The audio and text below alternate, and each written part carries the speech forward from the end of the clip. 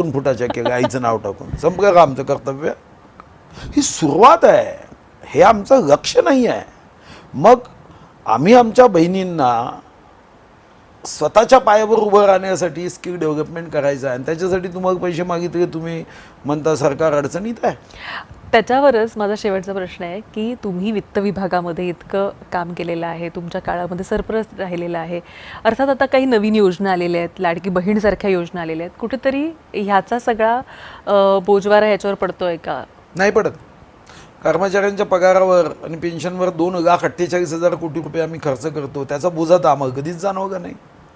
दरवर्षाला आम्ही DA वाढवतो, तो साधारणतः 7,000-8,000 कोटी दरवर्षी आम्ही वाढवतो. त्यांना दिलंच पाहिजे, कारण ते सेवा करतात, काम करतात.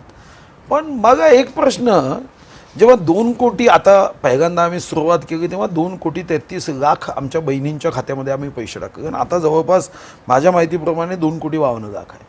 2,52,00,000 30,000 कोटी देताना मात्र आम्ही काय म्हणतोय, याच्यामुळेच झालं, याच्यामुळेच झालं. आमची महाराष्ट्राची ताकद मोठी आहे.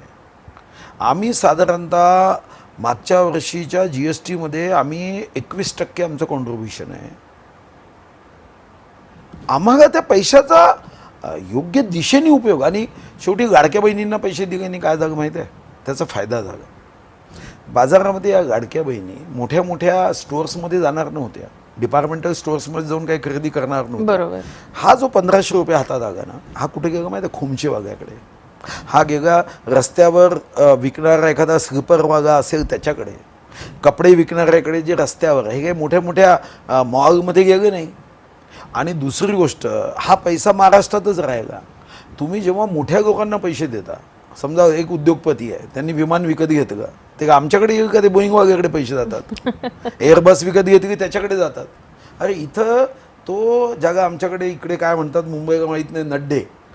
आता तो नड्डा विकत घेतला त्यांच्या कुटुंबासाठी, पैसे कुठं जागं?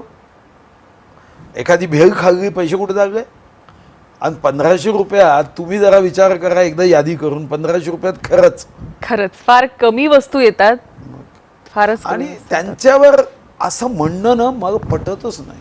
मला तर वाटतं असं म्हणणारे हे सावत्र आहे आमचे. त्यांना लाडक्या बहिणीवरच का नजर आहे? इतके पैसे बाकी खर्च होतात त्याच्यावर कोणी काय म्हणत नाही. लाडक्या बहिणीवर आगा ते गेला, महाराष्ट्राच्या अर्थव्यवस्थेला ताण पडला, लाडकी बहीण. हे सावत्रपणा दाखवणारे लोक आहे. एक तर यांना अर्थशास्त्र समजत नाही, यांना मानसशास्त्र समजत नाही, यांना समाजशास्त्र समजत नाही. अशी लोक फक्त या गोष्टी करू शकतात. गरिबांच्या ताटामध्ये एक चतकोर